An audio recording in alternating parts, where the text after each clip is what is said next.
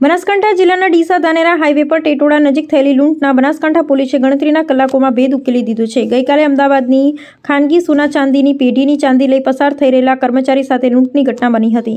જોકે ઘટનાની જાણ પોલીસને થતાં જ પોલીસે ગણતરીના કલાકોમાં લૂંટ રેકેટમાં સડોવાયેલા 5 લોકોને દબોચી લીધા છે। જ્યારે ઘટનાના માસ્ટર માઇન્ડ ફરાર થઈ જતા પોલીસે વધુ તપાસ હાથ ધરી છે। ત્યારે કોણ છે આ લૂંટારો, કેવી રીતે ઘડ્યો લૂંટનો પ્લાન, આખરે પોલીસે કેવી રીતે ઉકેલ્યો ભેદ, આવો જોઈએ ક્રાઇમ એલર્ટમાં। બનાસકાંઠા જિલ્લાના ડીસા ધાનેરા હાઈવે પર આવેલા ટેટોડા ગામ નજીક ગઈકાલે એક લૂંટની ઘટના બની હતી। અમદાવાદની મેક્સિમમ એન્ટરપ્રાઇઝ નામની હોલસેલ ચાંદીની પેઢીના કર્મચારી પેઢીની એક કારમાં ચાંદીના સરસામાન ધાનેરા વેપારીને પહોંચાડવા જઈ રહ્યા હતા। તે સમયે કારમાં આવેલા કેટલાક શખ્સોએ આ કારને આંતરી પેઢીના કર્મચારીને લાકડીના ગોદા મારી તેમની પાસેથી રહેલા 13 કિલોથી વધુ ચાંદી સહિત ₹30.36 લાખનો મુદ્દામાલની લૂંટ કરી આ શખ્સો રફુ ચક્કર થઈ ગયા હતા। જોકે આ લૂંટની ઘટનાને લઈ ભોગ બનેલ પેઢીના કર્મચારી જીતેન્દ્ર કુમાર ખરાડીએ ઘટનાની જાણ થતાં ડીસા રૂરલ પોલીસને કરતા ડીસા રૂરલ પોલીસ દ્વારા સમગ્ર ઘટનાને લઈ એલસીબી સહિત સ્થાનિક પોલીસની અલગ અલગ ટીમો બનાવી તપાસ હાથ ધરી અને પોલીસે ટેટોડા હાઈવે પરથી લૂંટ કરનારા શખ્સોએ કઈ દિશામાં ગયા તેની તપાસ કરવા માત્ર ટેટોડા જ નહીં પરંતુ આસપાસના તમામ વિસ્તારના સીસીટીવી ખંગોળી દીધા।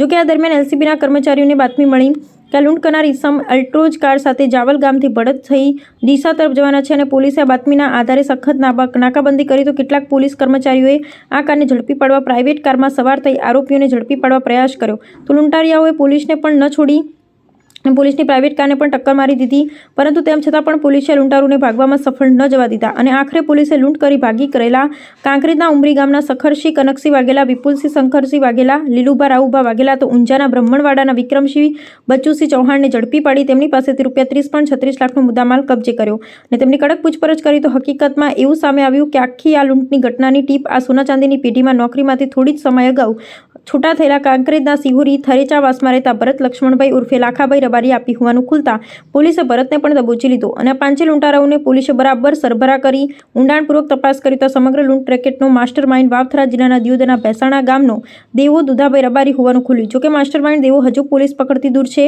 અત્યારે તો પોલીસે 5 લૂંટારાઓને દબોચી તેમની પાસેથી મુદ્દામાલ કબજે કર્યો અને ફરાર આરોપી દીવાની પોલીસે શોધખોળ હાથ ધરી છે। ત્યારે હવે આ લૂંટના માસ્ટર માઇન્ડ દેવો પોલીસના હાથે ક્યારે લાગશે અને આ ઘટનામાં વધુ શું ખુલાસા થાય છે તે જોવું રહેશે। અહેવાલ જયંતિભાઈ ઠક્કર, ન્યૂઝ 16 ગુજરાત।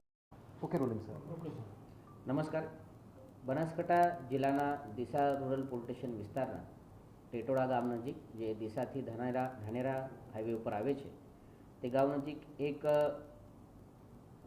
ગાડીમાં અલ્ટો ગાડીમાં મેક્સિમમ એન્ટરપ્રાઇઝીસ જે ચાંદીની હોલસેલની દુકાન છે અમદાવાદની તે ચાંદીની દુકાન પરથી 13 કિલો જેટલી ચાંદી લઈને આ તેના જે કર્મચારી હતા તે આવતા હતા તે સમયે ટેટોડા નજીક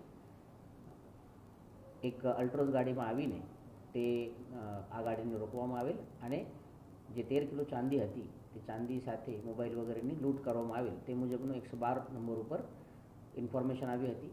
ઇન્ડિપેન્ડન્ટલી ઇન્ફોર્મેશન એલસીબીના જે લોકલ કર્મચારી હતા તેઓના પાસે પણ આવી હતી। આ ઇન્ફોર્મેશન આવતા પછી તાત્કાલિક આસપાસના તમામ રસ્તાઓની નાકાબંધી કરવામાં આવેલ અને ચેકિંગ શરૂ કરવામાં આવેલ। સીસીટીવીના માધ્યમથી આ અલ્ટ્રોઝ ગાડીને આઈડેન્ટિફાઈ અને વેરીફાઈ કરવાની શરૂઆત કરવામાં આવે। લગભગ 1-2 કલાકના અંદર જ આ ગાડીને આઈડેન્ટિફાઈ કરી તેઓની લોકેશન ટ્રેસ કરવામાં આવે અને ડીસા રૂરલની હદમાં જ એલસીબીના જે કર્મચારી હતા તેઓની પ્રાઇવેટ ગાડી સાથે બ્લોકિંગ કરવામાં આવેલ હતી। જે લૂંટ કરનાર જે ગાડી હતી તે ગાડી દ્વારા આ ગાડીને અથડાવવામાં આવે અને પછી આ ગાડી જ્યારે રોકી તે પછી તે લોકોને જે એક્યુઝ હતા તે 4 એક્યુઝને પકડવામાં આવેલ છે।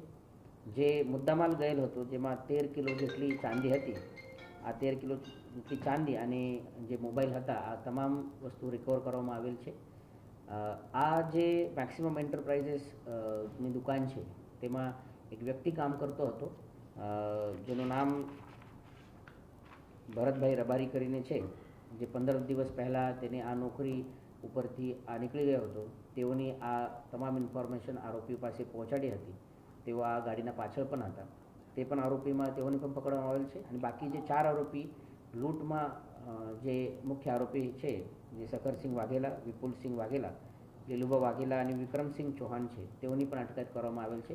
આના સિવાય એક આરોપી દેવાભાઈ રબારી જે આ તમામ લૂંટને કોર્ડિનેટ કરતા હતા તે અત્યારે વોન્ટેડ છે।